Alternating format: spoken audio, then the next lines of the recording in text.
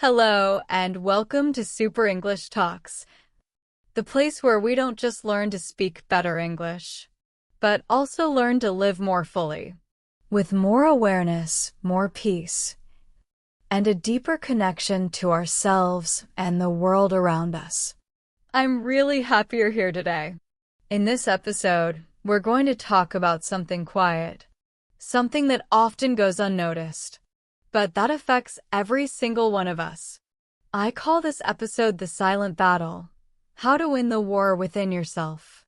Because whether we talk about it or not, each of us is fighting a battle that no one else can see. It's not a battle with other people.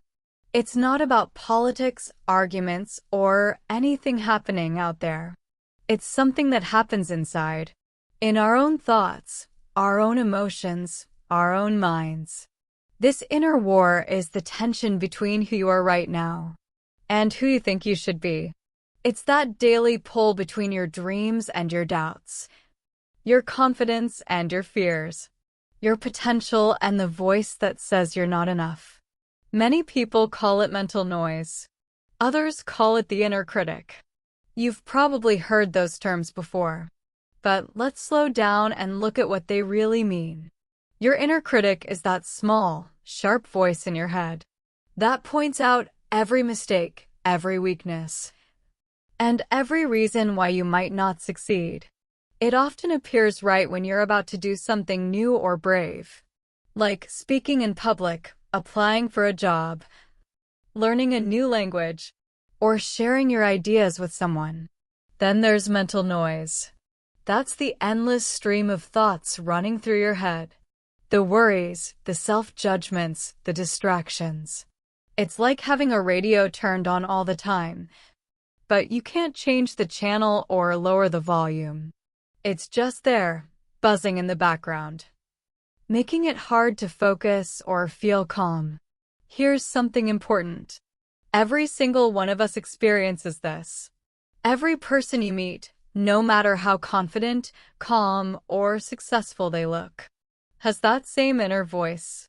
But we rarely talk about it. We hide it. We smile on the outside, while fighting quiet battles on the inside.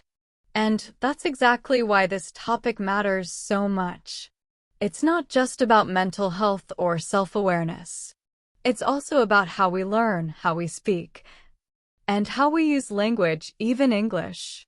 You see, language isn't just grammar and vocabulary. It's also the way we shape our thoughts. The way you talk to yourself affects the way you talk to other people. If your inner voice is full of fear or judgment, that will influence your confidence when you speak. But if your inner voice becomes kinder and clearer, your communication in any language will start to flow more naturally. So, I want to ask you a simple question. You don't need to answer it out loud. Just pause and think about it for a moment. What are you fighting for? Or maybe, what are you fighting against? Is it the fear of failing? The pressure to always prove yourself? The feeling that you're not ready, not smart enough, or not capable enough? No matter who you are, a student, a teacher, a professional, a parent, or an entrepreneur, you've probably felt that invisible weight. That quiet pressure to stay strong, keep smiling, and hold everything together, even when you're struggling inside. This silent battle is something we all face. It's deeply human, but it's also deeply personal. No two people experience it in the same way. And here's the good news, because yes, there is good news. You can learn to understand this battle. You can learn to notice it, to work with it, and to slowly change the way you respond to it. Winning the war within yourself doesn't mean fighting harder. It means becoming wiser. It means learning how your mind works, how your thoughts rise and fall, how your emotions move through you, and how to stop believing every single negative thing your brain says. In this episode, we're going to explore exactly how to do that. We'll look at where these inner struggles come from, how to recognize them without getting lost in them, and how to slowly transform your internal dialogue, the way you speak to yourself, so that it becomes more peaceful, more honest, and more supportive. Because once you start changing the way you talk to yourself, you start changing everything. You find more courage. You speak with more clarity. You begin to live with more awareness and less fear. And that's how you begin to win the silent battle. Understanding the battlefield, your mind as terrain. Because believe it or not, some of the most important conversations you will ever have are the ones you have with yourself. So wherever you are right now, maybe walking through a park, sitting quietly on a train, or just relaxing with a cup of coffee, I invite you to take a deep breath. Let's slow down together. Let's go beneath the surface of your thoughts. Let's begin to understand what's really happening inside you. Let's start the journey of winning the war within yourself. Not with pressure, not with force, but with awareness. You ready? Let's begin. Your mind is terrain. In the last part of this episode, we talked about something I called the silent battle. That inner struggle that almost everyone experiences, but few people talk about openly. Now, in this next part, I want to take you a little deeper into that experience. Because before you can win any kind of battle, even a quiet, invisible one, you first need to understand the terrain. In other words, you need to know where you're standing. You need to understand the ground you're walking on, the space inside your mind where this battle takes place. Let's call this your internal landscape. It's the emotional and mental world within you, the one that no one else can see. But that affects absolutely everything you do. Your internal landscape shapes your choices, your reactions, your energy, and even your ability to learn, grow, and connect with others. Just like the earth has mountains, valleys, rivers, and deserts, your mind also has its own unique terrain. Some parts of your inner world are peaceful, wide, open spaces where ideas flow easily, where confidence and creativity feel natural. Other parts might feel heavy or sticky, like quicksand, places where you get caught in self-doubt, overthinking, or fear of judgment. And just like real landscapes, your mental terrain doesn't appear overnight. It forms slowly over time, shaped by your past experiences, your family, your culture, your environment, and most of all, your beliefs. The power of patterns. This is where we start to see just how powerful our thought patterns and emotional habits can be. Most of the time, they run on autopilot. They play quietly in the background, almost like background music. Familiar, repetitive, and quietly influential. Take a moment and think about this. When you face a challenge, what's your automatic reaction? Do you immediately doubt yourself? Do you look for someone to blame? Do you shut down emotionally and withdraw? Or do you rush into fix-it mode, trying to stay busy so you don't have to feel? What's really going on underneath? These reactions are clues. They're like small maps that reveal how your inner landscape is structured. They show you where your emotional weather tends to change. Emotional weather. Now let's talk about something I love to call emotional weather. Imagine waking up one morning and realizing that it's raining in your mind. Your thoughts feel heavy. Your energy feels low. Your motivation disappears. Or maybe it's windy inside. Everything feels chaotic, noisy, and scattered. Some days, it's foggy. Your thoughts are unclear. You can't find direction or focus. And then, there are those bright, sunny days, when everything feels light, clear, and full of possibility. The important thing to remember is this. Just like real weather, your emotional state is not permanent.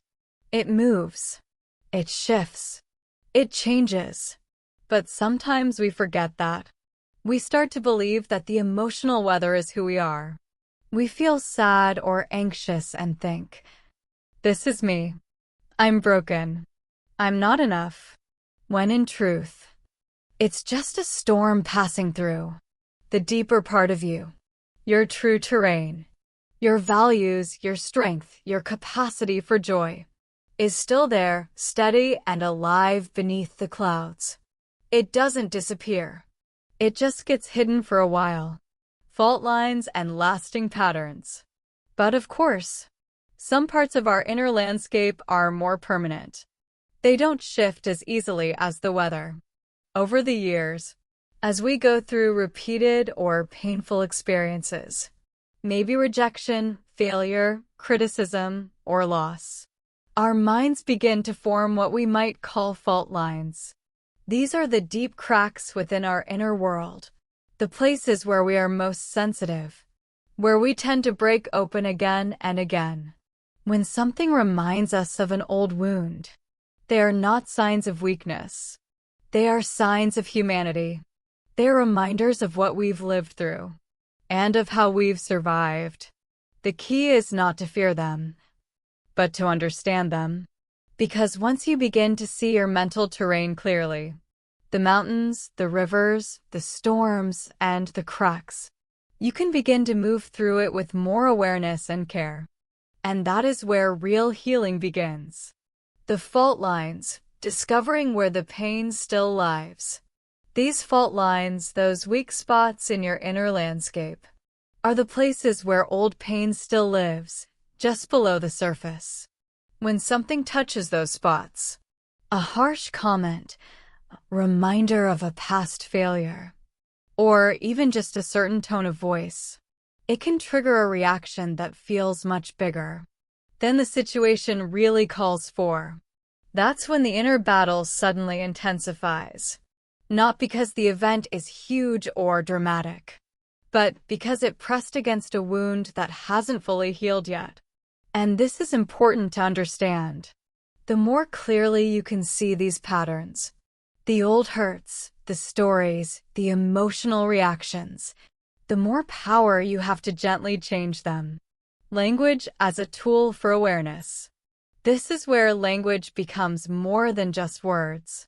It becomes a tool for awareness and healing, especially emotional vocabulary. The ability to describe what's happening inside your mind and heart. Ask yourself, can you put into words what happens when you feel discouraged or anxious? Can you name the thoughts that show up? Maybe they sound like, "I'm not good enough. Why do I even try? Everyone else seems to have it together but me." When you give words to your inner experience, you take something that was blurry and make it visible. And the moment you can name it, you can start to work with it. Because you can't shift what you can't see. And you can't heal what you can't name. A gentle challenge. Map your mental terrain. So here's a gentle challenge for you. Map your mental terrain. Not literally, of course. You don't need a compass or a GPS. Just take a notebook or close your eyes and spend a few quiet moments reflecting. Ask yourself, where in my life do I feel most confident and free? What kinds of situations bring out the best in me? And on the other hand, where do I tend to get stuck? What thoughts or emotions keep repeating themselves, especially when I'm under stress or pressure? As you do this, remember, you are not trying to fix anything. You're simply observing. This isn't about judgment or perfection. It's about understanding. It's about becoming familiar with your own inner world, so it stops controlling you from the shadows. Because here's the truth. We can't change what we don't recognize. Most of the time, we're not really choosing our thoughts. We're just reacting to them, without even realizing it. Pause and reflect. So take a moment, maybe even pause this episode, and ask yourself, am I living inside a mental landscape that supports me, or one that drains me? Do my daily thoughts give me energy, or steal it? Does my inner dialogue open doors, or build walls? These are not easy questions. Looking inward never is. But they're some of the most important questions you will ever ask. Because the way you speak to yourself affects everything. Your mental health, your relationships, your goals. And yes, even your English learning. When your mind is open and calm, your language flows more freely. When you feel safe inside, you express yourself with more confidence and clarity. Your ability to speak clearly in any language is connected to how clearly you can feel and how kindly you can relate to yourself. So as we move forward, stay curious. Be kind to yourself. Remember, this is not about perfection. It's about awareness. It's about waking up to the invisible systems that run your life. And once you become conscious of them, you start to get your power back. The enemy within, limiting beliefs and inner saboteurs.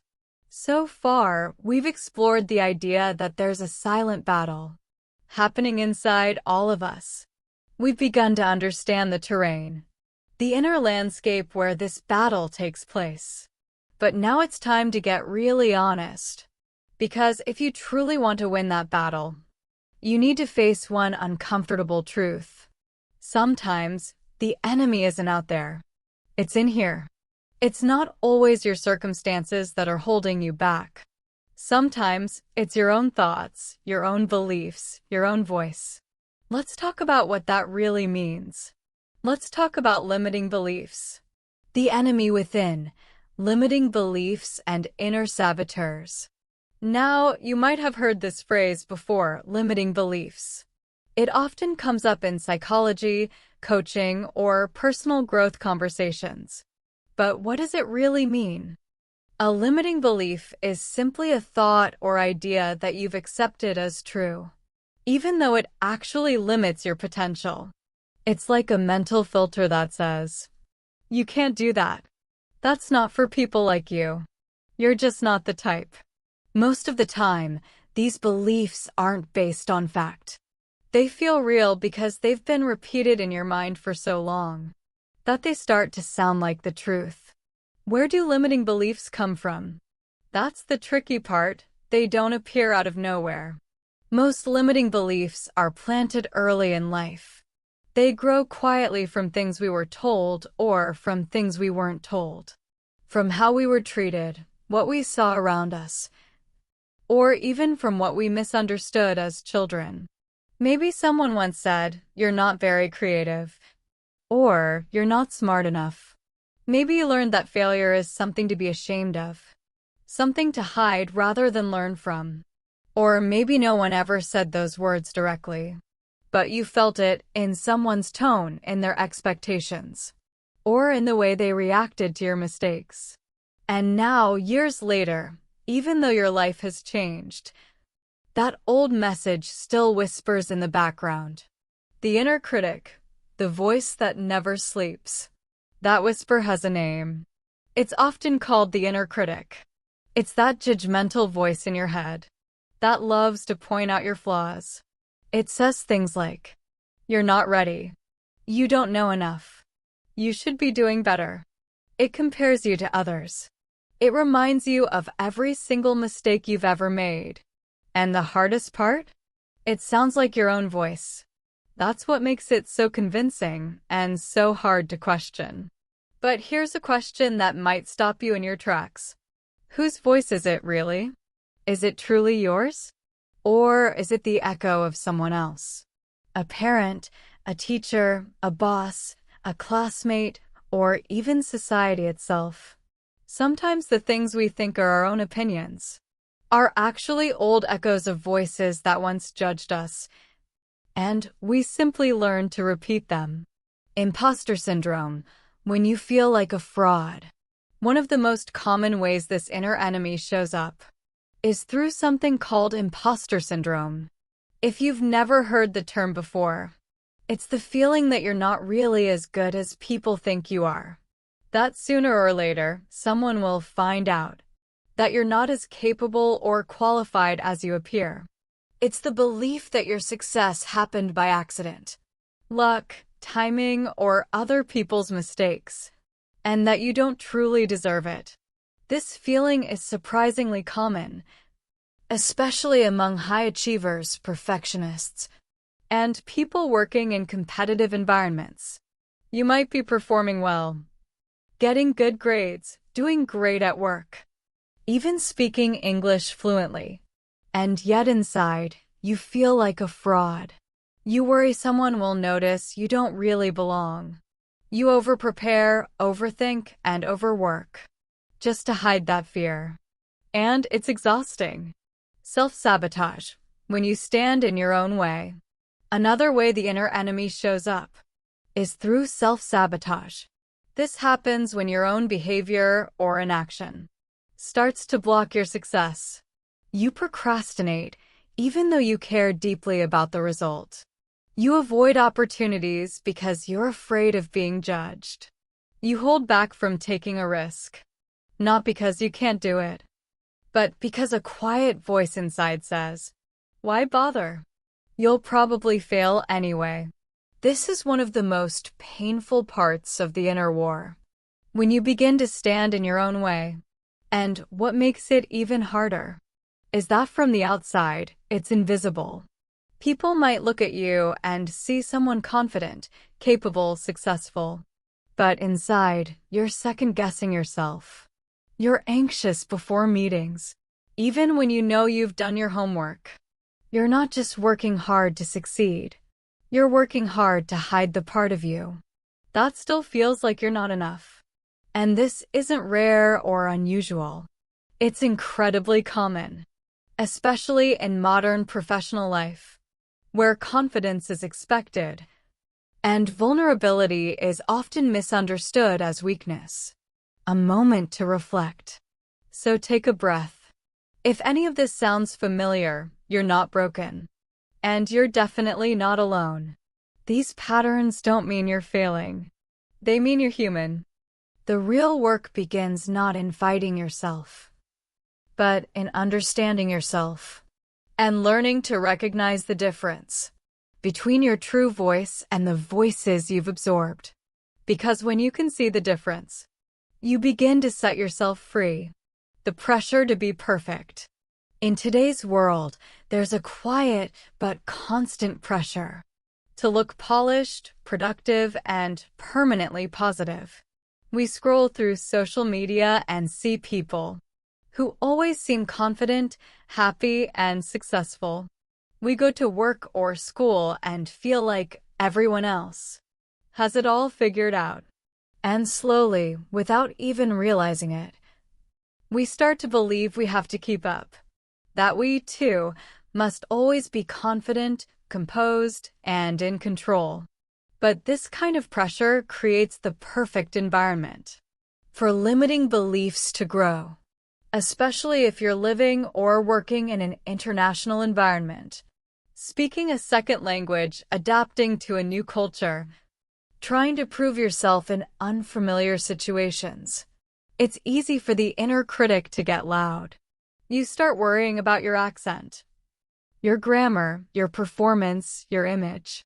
You start feeling like you need to be perfect just to be accepted. And when that happens, the inner battle becomes even stronger. Step 1, awareness.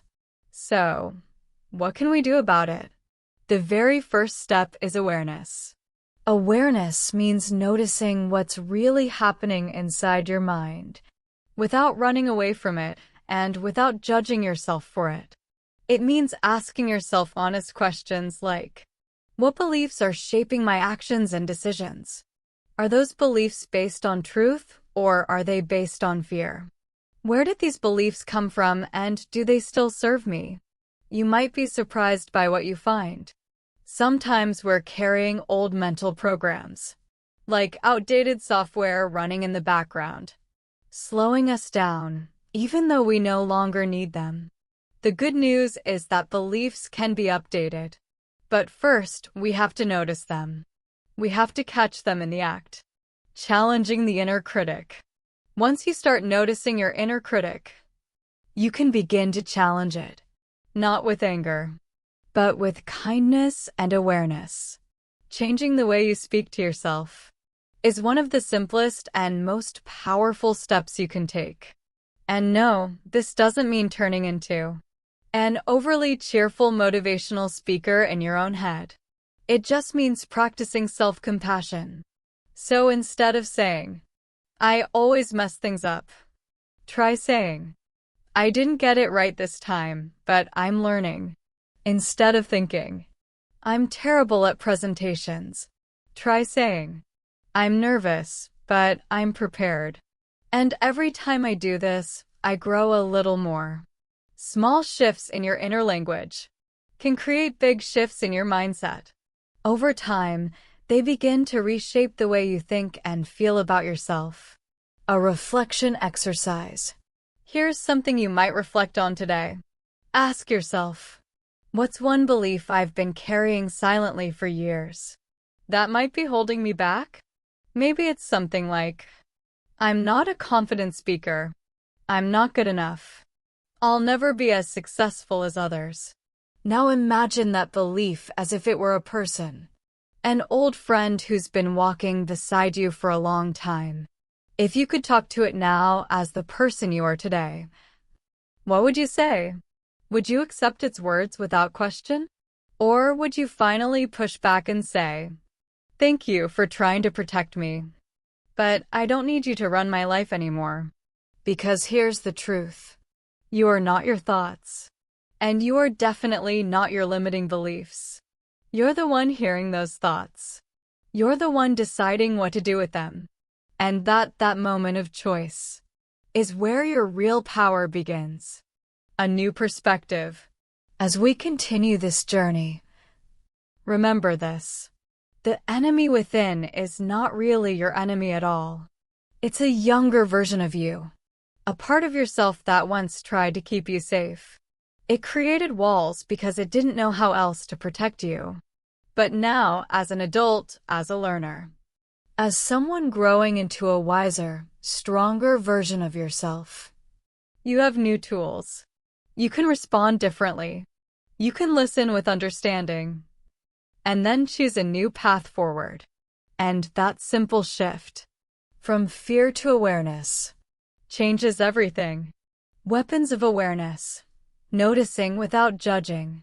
So far, we've explored the inner battlefield, the invisible terrain shaped by your beliefs, habits, and emotions. We've talked about some of the enemies you carry inside, limiting beliefs, self-sabotage, and the inner critic.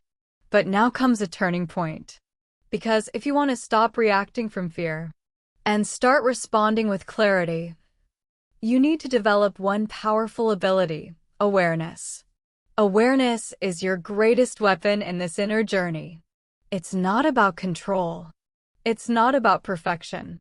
It's about learning to see clearly, to notice your thoughts, your feelings, and your reactions, without immediately judging them or identifying with them. That's where we'll go next. Because awareness, quiet, steady, compassionate awareness, is how you begin to win the war within yourself. Weapons of awareness. Noticing without judging. And I want to be very clear here. When I say awareness, I don't just mean being alert or knowing what's happening around you. I'm talking about a much deeper kind of noticing. The kind of self-awareness that lets you see your thoughts while you're thinking them. The ability to observe your emotional reactions before they take over your behavior. It's that quiet space inside you where you can pause and say, this is that old pattern again. Instead of falling straight into it without realizing. That's the real meaning of awareness. And it's also the foundation of something called mindfulness. What mindfulness really means. Now, mindfulness is a word that's often misunderstood. People sometimes imagine it as sitting cross-legged on a mountain, trying to empty your mind and feel perfectly calm. But that's not what mindfulness truly is. At its heart, mindfulness simply means paying attention on purpose and without judgment. It's the practice of noticing what's going on inside you. your thoughts, your emotions, your physical sensations, without immediately labeling them as good or bad, right or wrong. It's just seeing things as they are. And when you do that, something powerful begins to happen. You create space. Space to breathe. Space to think. Space to choose a different response. It might sound small, but it's not. That space, that little pause, is where your power lives. The pause that changes everything. Most of us live in a constant cycle of reaction. Something happens and we react instantly. A message arrives and we reply before we even think. Someone criticizes us and we get defensive or hurt. A stressful thought appears and we believe it without question. There's very little pause, very little reflection. But awareness introduces the pause. And in that pause, everything can change. Because instead of reacting out of habit, you begin to respond with intention. Instead of being controlled by your emotions, you can listen to them and then decide what to do next. The difference between reaction and reflection may seem small, but it's everything. Reaction is fast, automatic, emotional. Reflection is slower, conscious, and deliberate. You can think of it like this. Reaction is a reflex. Reflection is a choice. One comes from the unconscious mind. The other comes from conscious awareness. And the more often you practice pausing before you act, the stronger your awareness becomes. You start to feel more grounded, more calm, more in control. Not because life is easier, but because you are no longer being pulled around by your thoughts. Journaling, writing as awareness. One of the most powerful and simple tools for building awareness is journaling.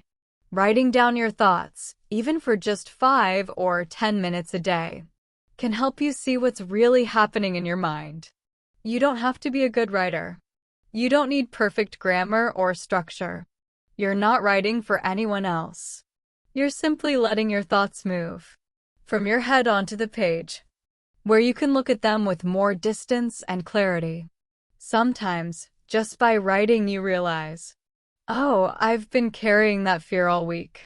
Or, that belief isn't even true, it only felt true because I never questioned it. When your inner dialogue is written down in front of you, it becomes easier to challenge it, reframe it, or simply let it go. Writing gives shape to your inner world, and once you can see it, you can begin to change it. Stillness, the space within. Another tool that supports awareness is stillness. And I know, in a fast-moving world, stillness can feel strange, even uncomfortable. We're used to constant motion. Always doing, always checking, always producing or consuming something. We fill every quiet moment with noise, screens, or distractions. So when we finally stop and sit in silence, it can feel unnatural, even a little scary. But stillness isn't about inactivity. It's not about doing nothing. Stillness is about being present. It's about listening to your breath, to your body, to the quiet signals your mind sends you all the time, but you rarely hear. In stillness, you begin to notice what's actually going on.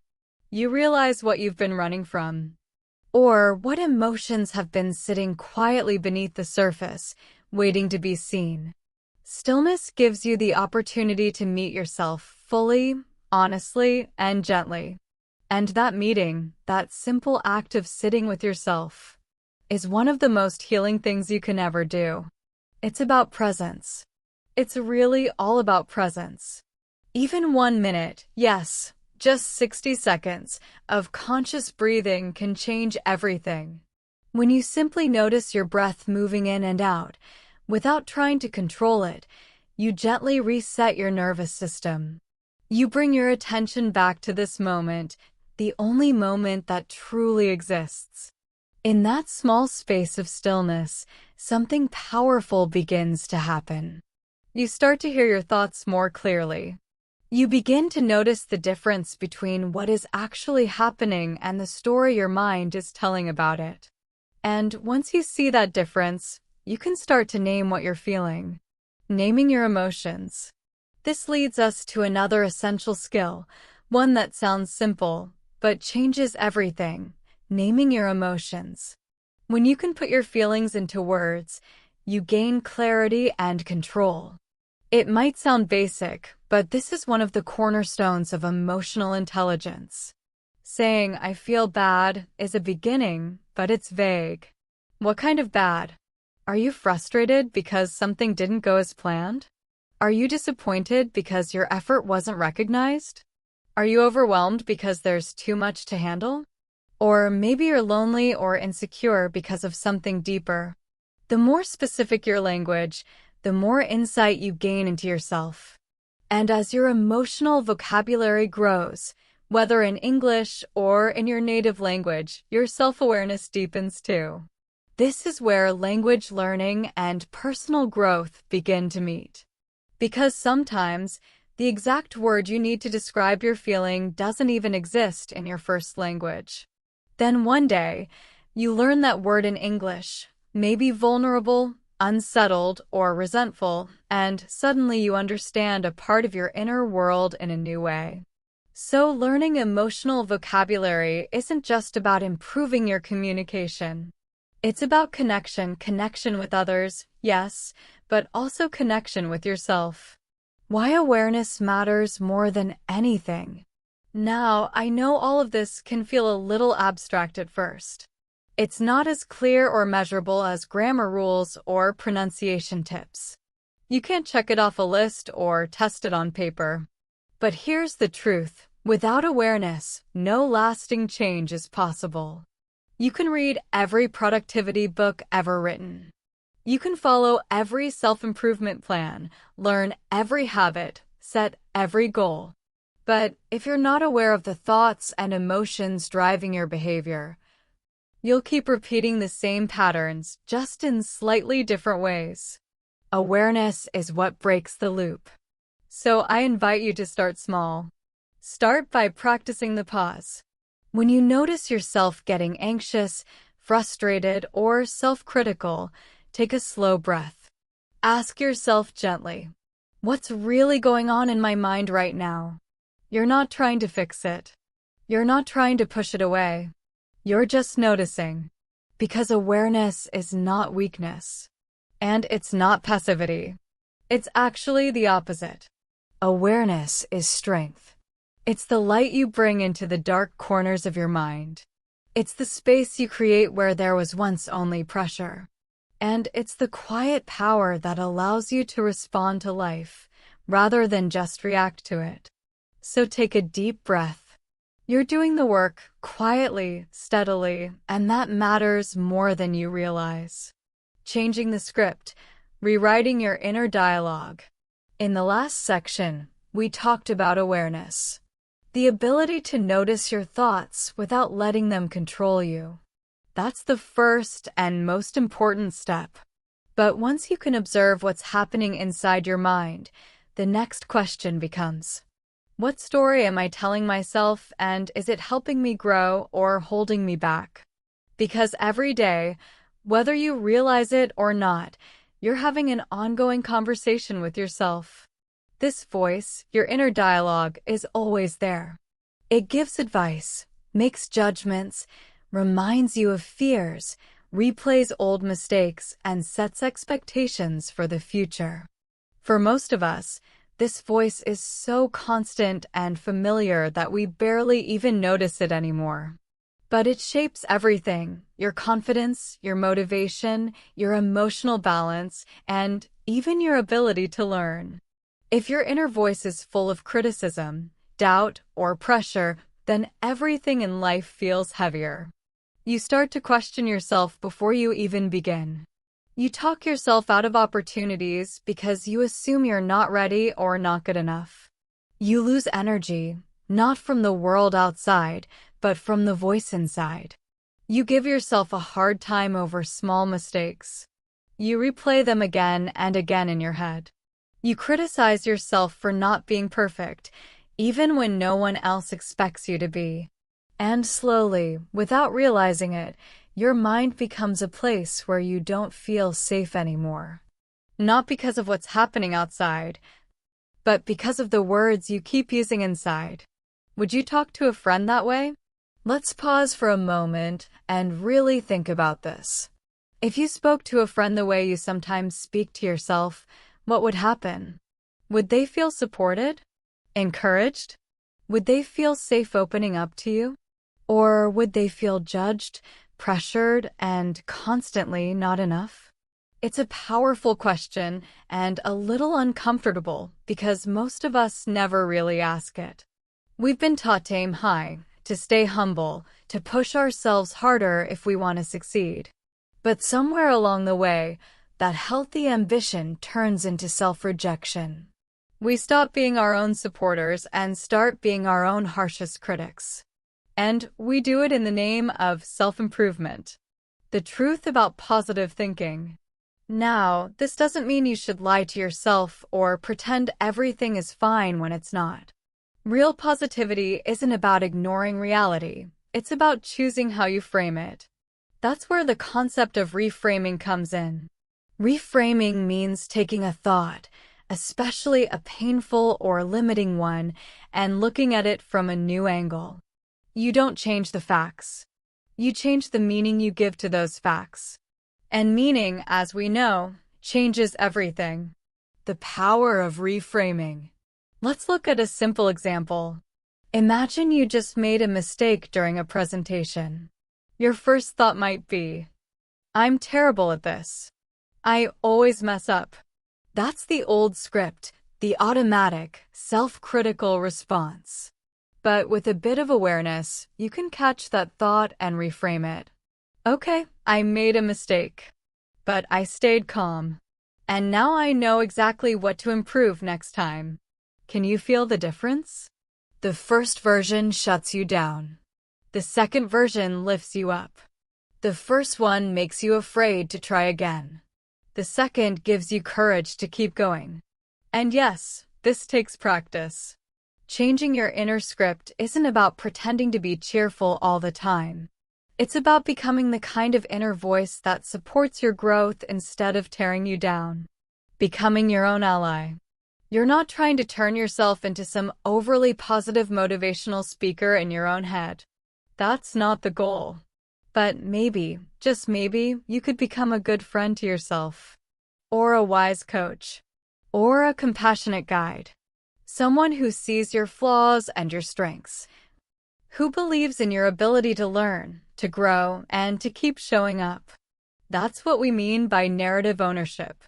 It's the idea that while you can't always control what happens in life, you can control the story you tell yourself about it. When you take ownership of that story, you begin to rewrite it. Not to avoid pain, but to find meaning, to grow stronger, and to move forward with clarity. Rewriting the script in English learning. Now, let's bring this back to your English learning journey for a moment. Have you ever caught yourself saying things like, "I'm just not good at languages. I always forget words. My accent is too strong. People probably don't understand me."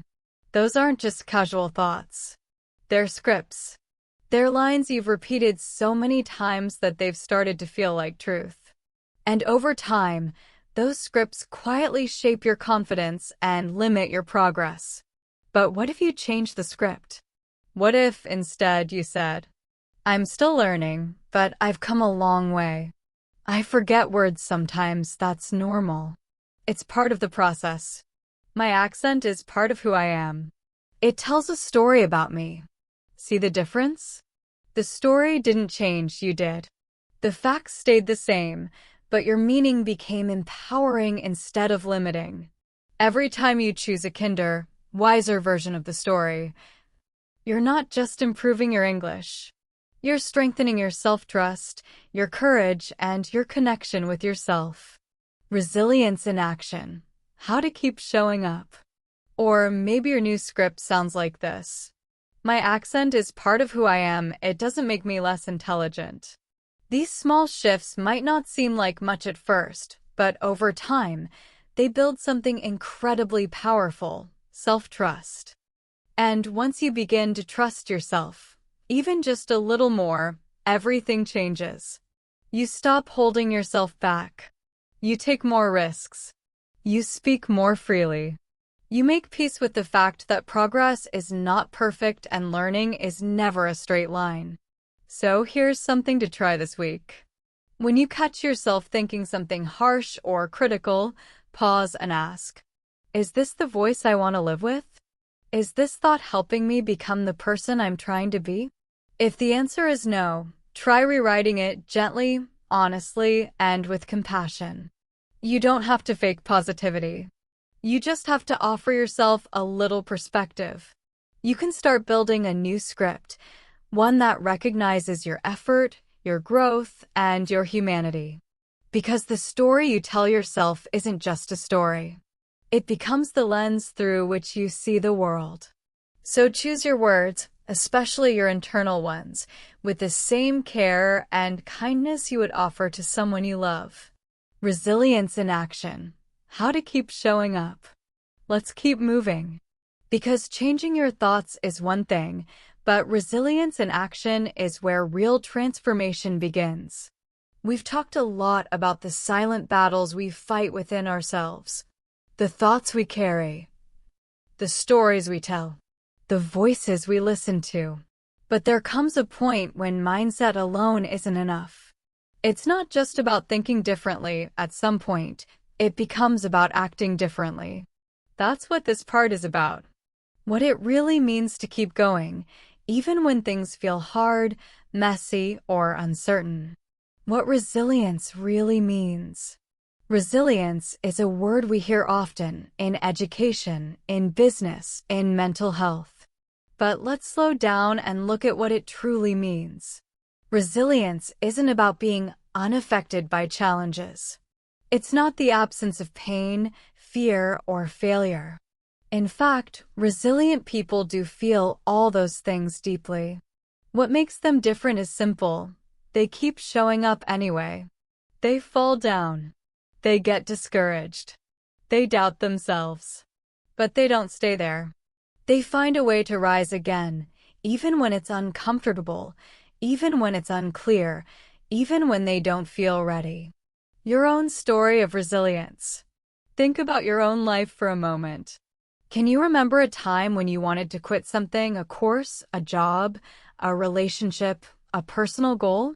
Maybe the obstacles felt overwhelming. Maybe you did give up for a while. But then, something brought you back. Something reminded you why you started. Something inside you whispered, try again.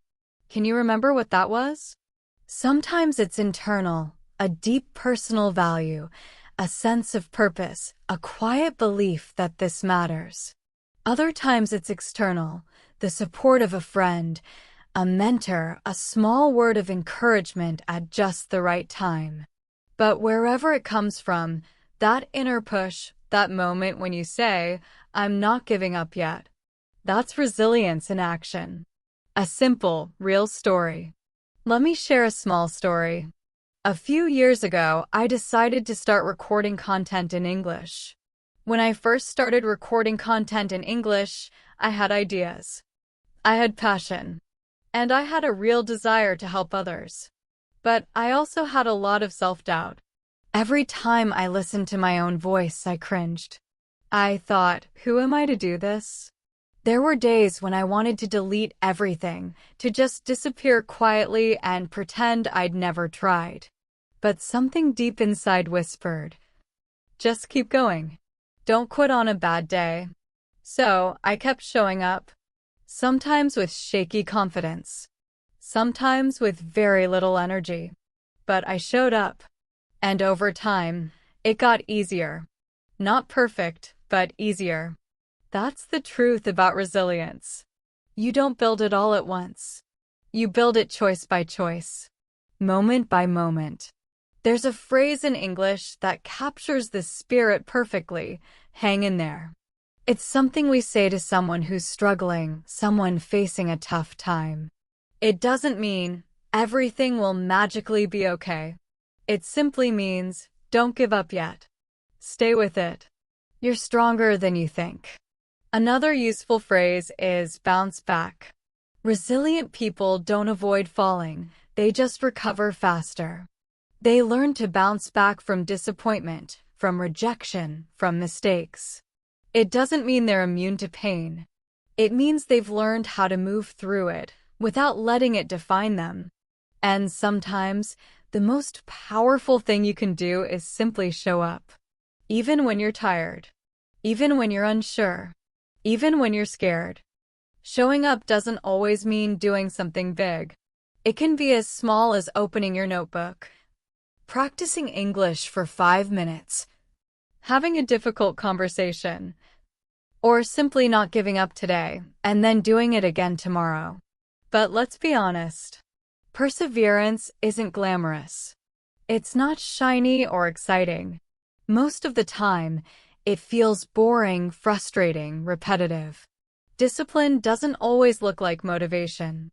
In fact, it usually appears after motivation has disappeared.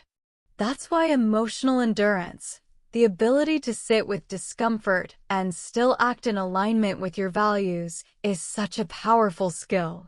It's not easy, but it's learnable. The truth is, many of us have been taught to chase results. Quick wins. Fast feedback. Instant success. But real growth? Real growth is slow. Sometimes painfully slow. You'll take 2 steps forward, 1 step back. You'll wonder if your efforts matter. You'll feel invisible. But still, you keep going. And those small, quiet acts of resilience? They begin to add up. They become something solid, something lasting. They become part of who you are. So here's my question for you, a real one. Can you remember a time when you didn't give up, even though it would have been easier to walk away? What helped you through it?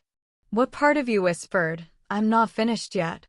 And how can you reconnect with that same part of yourself today? Because here's what I've learned. Resilience isn't about being extraordinary. It's about being consistent. It's about learning to trust yourself, not just when you feel strong, but especially when you feel vulnerable. It's about making a quiet decision again and again to keep showing up even when no one's watching. So whatever you're facing right now, whether it's learning a language, building confidence, or just navigating life, remember this. You don't have to be perfect to keep going. You just have to be present. And that is enough. The quiet victories, what progress really looks like. You don't need to have all the answers. You don't need to know the whole path. You just need to take the next step.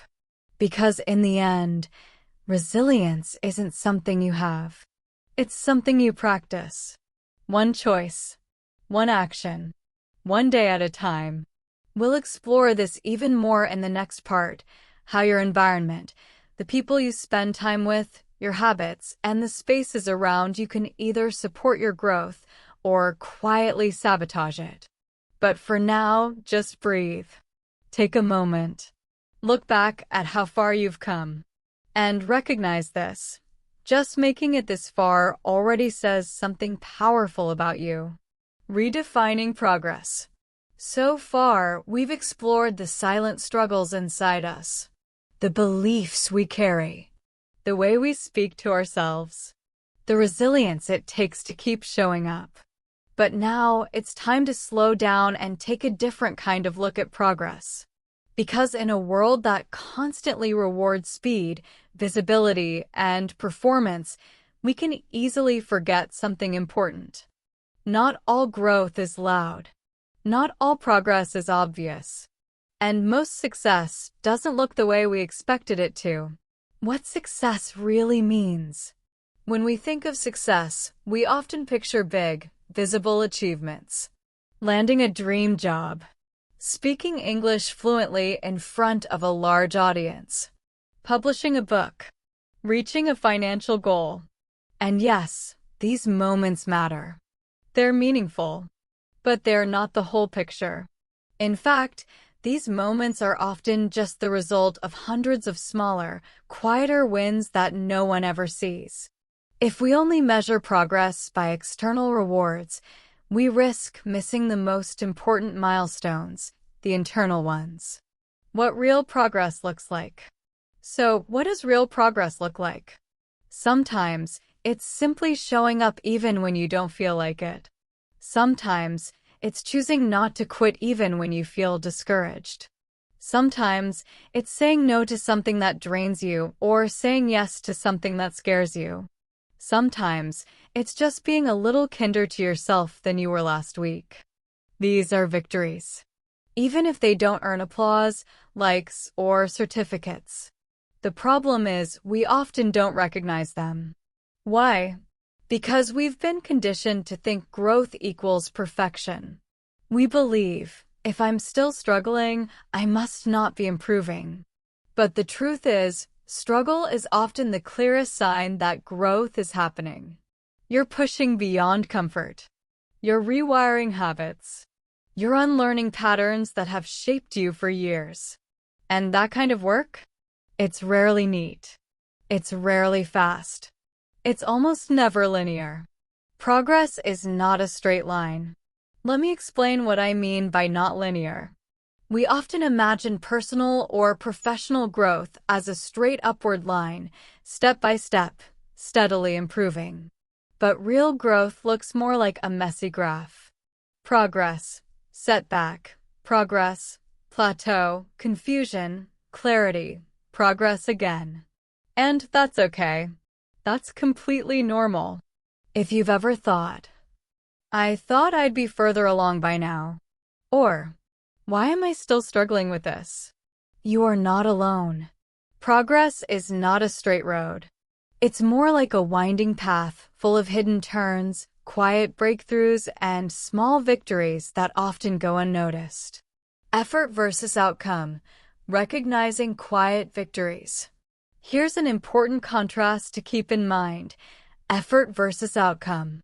So often, we focus only on the result. Did I pass the test? Did I speak perfectly? Did I get the promotion? But what about the effort? What about the part of you that tried? That practiced? That faced discomfort and didn't run away? That effort, especially when it's consistent, is a huge sign of progress.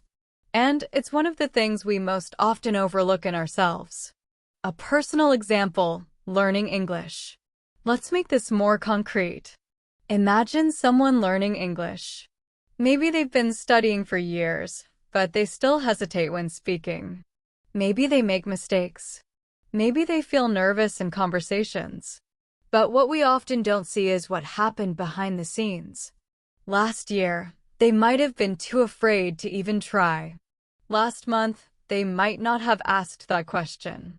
Yesterday, they might have given up, but today, they stayed with it.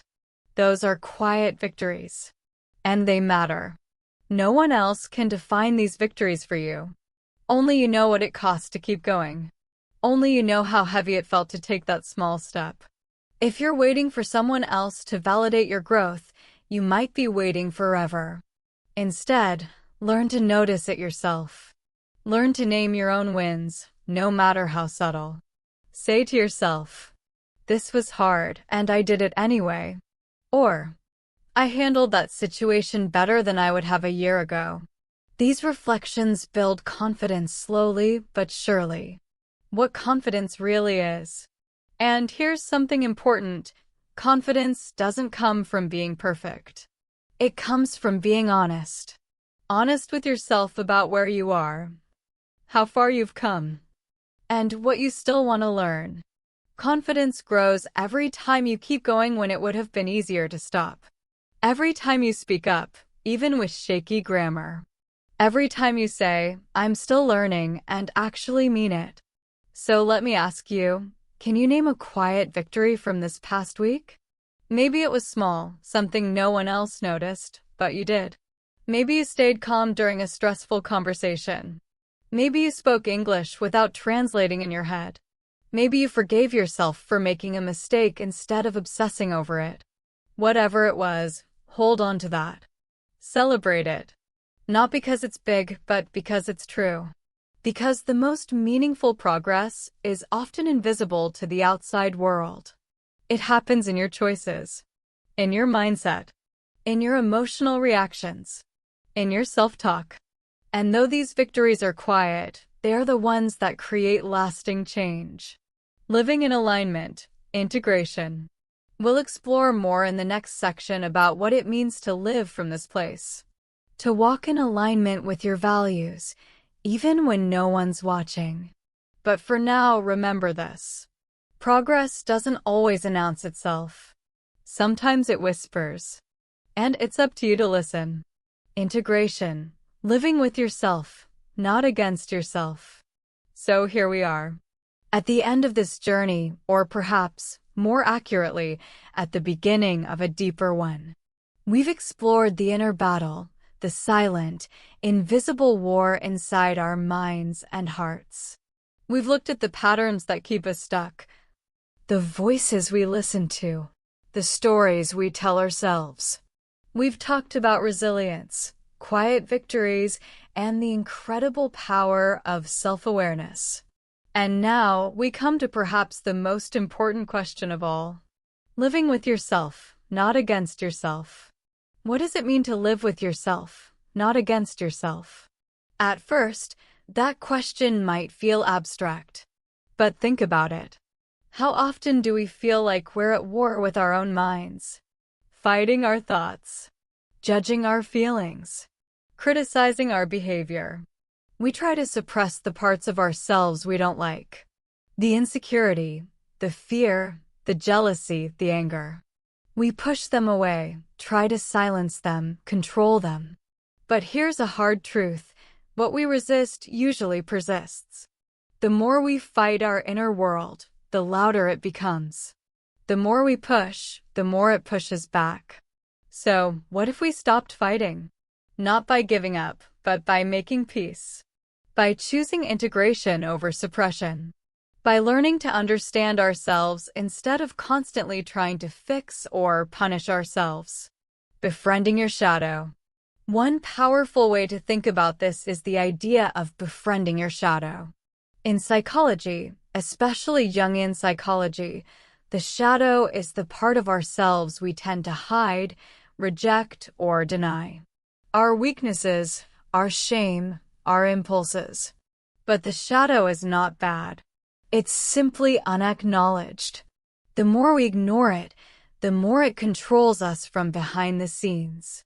To befriend your shadow doesn't mean approving of everything you find there. It means being brave enough to look at it with honesty. And then choosing to respond with curiosity, not cruelty. Another way to put this, become your own ally. Stand beside yourself instead of standing against yourself. Self-compassion, your strongest ally. This doesn't mean you stop holding yourself accountable. It means you hold yourself accountable from a place of care, not judgment. Think about it. When a friend is struggling, do you yell at them? No. You try to understand. You offer compassion. You listen. You help them move forward. What would change if you treated yourself the same way? This is where self-compassion comes in. And let's be clear, compassion is not self-pity. It's not weakness. It's not letting yourself off the hook. In fact, compassion often takes more courage than criticism. It asks you to stay present with your pain rather than numbing it or pushing it away. It asks you to recognize your limitations without losing your sense of worth.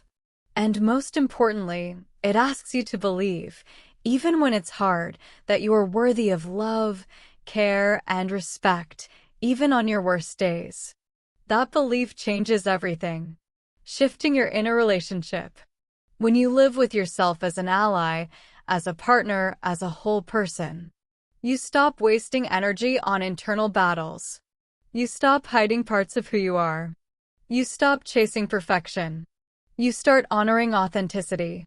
And from that place, real transformation becomes possible. So let me ask you, what would change if you were truly on your own side? How would you speak to yourself differently? How would your choices change? How would your goals shift if you knew you had your own back, even on your worst days? Imagine moving through life not as your own enemy, but as your own ally. It's not about never struggling. It's about struggling with dignity, patience, and presence. It's not about pretending to be someone else. It's about accepting who you are and gently expanding into who you're becoming. Integration, a daily practice. And yes, this takes time. Integration doesn't happen in a single moment. It's a practice, a way of living. It's in the small decisions. Choosing rest instead of burnout. Choosing patience instead of judgment. Choosing curiosity instead of fear. Every moment you treat yourself with care, every choice you make from awareness rather than reaction, is a step toward living with yourself, not against yourself. Closing. The silent battle and quiet warrior. Speaking kindly to yourself after a mistake. Listening to your intuition, even when logic says otherwise. Noticing when old patterns show up. Choosing, even briefly, not to follow them. These small actions may seem simple, but they matter more than you realize. As we close this episode, I want to leave you with one important thought. You are not a problem to be solved. You are a person to be met fully, honestly, and with compassion.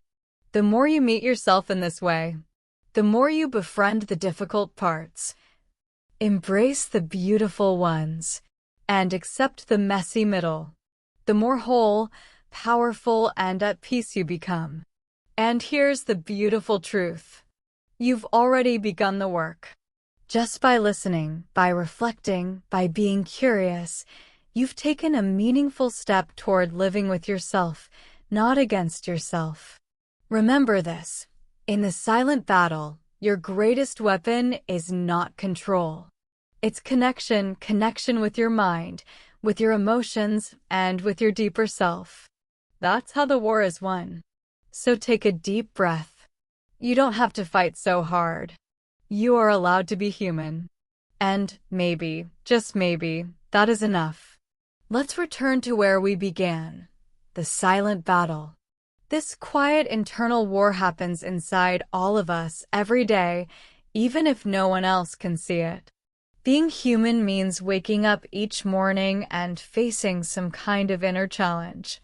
A voice of doubt. A fear of failure. A past you haven't fully made peace with. Or a future that feels uncertain. You don't need to be broken or dramatic to feel this. You just need to be alive. If you're listening to this, it probably means you already know the battle I'm talking about. You've felt it. You've lived it. You may even be in the middle of it right now.